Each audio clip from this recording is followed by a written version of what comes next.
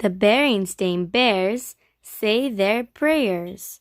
Bless Mama, bless Papa, bless Honey Bear, bless Gramps, bless Gran. It was bedtime in the Bear family's treehouse. Bedtime after a long, busy day. Little Honey Bear was already asleep in her crib. Brother and sister were ready for bed too. They were bathed and they had their pajamas on. Mama and Papa were done reading them their bedtime stories. But there was one thing to do before they went to sleep. It was time for brother and sister to kneel down beside their bunk bed and say their prayers.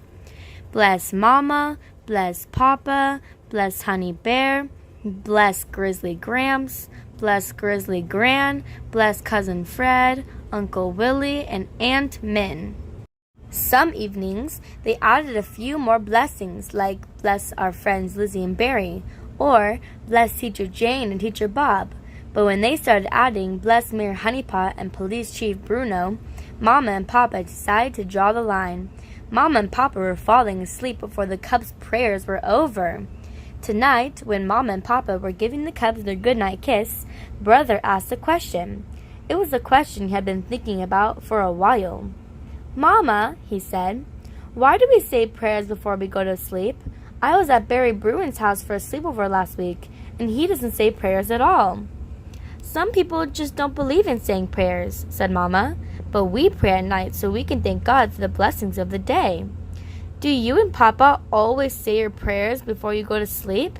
Asked Sister, half asleep in the upper bunk. Not exactly, said Mama. These days, Mom and Papa were so tired at bedtime that they just flopped down and were snoring almost before their heads hit the pillow. But I think it would be a good idea if we got in the habit again, Mama nudged Papa. Don't you agree, Papa? Huh? He said, trying to stay awake. Oh, right, absolutely. Good night now, said Mama. Sweet dreams. Thought Brother, as he drifted off in the sleepy darkness.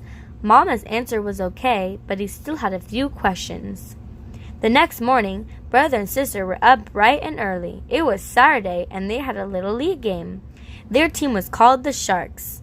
They had a cool logo on their shirts, a big shark mouth full of sharp teeth.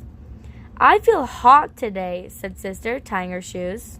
I feel a whole lot of hits and stolen bases coming on. Oh, yeah, snorted Brother. What about home runs? I guess I'll have to take care of that department. Sure, said Sister, punching him in the arm. Brother Bear, the home run king. She ran, laughing out of the room, with Brother Bear chasing her. Sister and Brother liked playing on the same team, but sometimes they got just a little too competitive. After breakfast, the whole family headed down to the ball field. Brother and Sister had practiced before the game. It was Mama's and Papa's turn to help with the snack bar. Papa was going to cook the hamburgers and hot dogs on the grill. Mama was going to sell candy and popcorn. Even Honey Bear would help out. It was her job to eat the leftover cotton candy. Papa soon had the grill behind the snack bar fired up. Mama opened up the candy stand, and Honey Bear started getting into the cotton candy. The team ran out on the field for practice. Brother was playing shortstop, and Sister was at second base. Up on the mound, Cousin Fred would handle the pitching. Fred was a solid pitcher, but he had been struggling of late. His last 2 games were pretty shaky. Today, they were up against the Pumas. The Pumas' uniforms weren't quite as cool as the Sharks, but the Pumas were one of the best teams in the league. The Sharks would have their work cut out for them. Brother glanced over at Fred on the mound. He had noticed too. He was taking off his hat to wipe his forehead. He looked pretty nervous out there. Play ball, called the ump, and the game was on. Since the Sharks were the home team, the Pumas were up first. Their leadoff batter was a big, powerful cub, about twice Brother's size. He was twirling 6 bats around his head in the warm-up circle as if they were a bunch of twigs. Uh-oh, said Brother. Look who it is. Sister gulped. It was the Beast, the Puma's best player. He could hit the field and pitch. They didn't know his real name. They all just called him the Beast. The Beast picked out a bat from his bunch and stepped into the batter's box. He took some warm-up swings and pounded his bat on the plate. He glared at Fred on the mound. Brother noticed that Fred wasn't glaring back.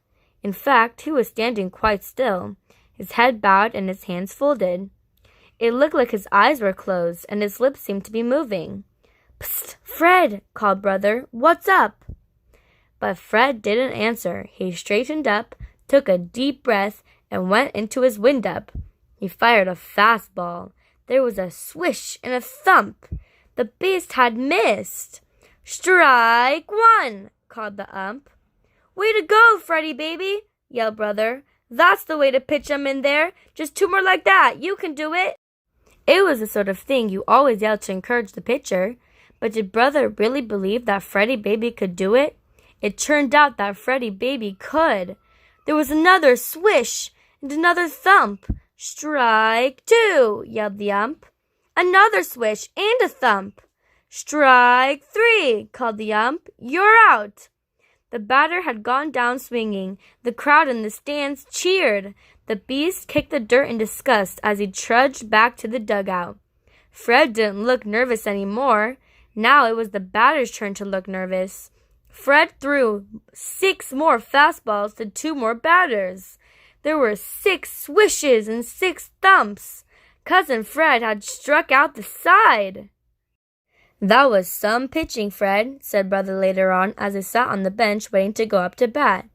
"Thanks," said Fred. But there was something else on Brother's mind. "I was wondering, Fred," began Brother, "what were you doing out there with your head down like that?" "Oh," shrugged Fred, a little embarrassed. "I was just praying." "Praying?" said Brother in surprise. "What were you praying for? Strikeouts?" But before Fred could answer, it was his turn to bat. He trotted out on the dugout, leaving Brother still wondering. By the end of the game, Papa had cooked 33 hamburgers and 47 hot dogs. Mama had sold 3 dozen lollipops and 4 boxes of chocolate bars. And Honey Bear was very, very sticky. The Sharks were in a sticky spot too. They were behind by 1 run with 2 outs and a man on base. The man was Sister. She had gotten to first on a walk and then stolen second. She was a feisty little player. Now it was Brother's turn to bat. If he could get a hit, the Sharks might tie it. If he got home run, they would win.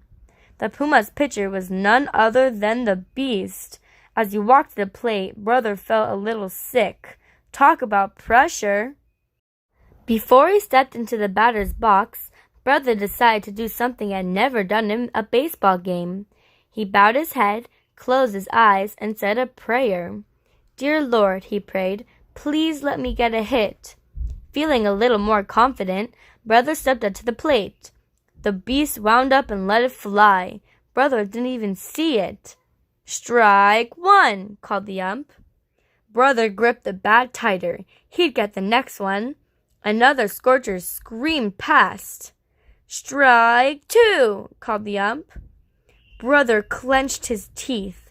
He was definitely not going to let the next pitch get past him.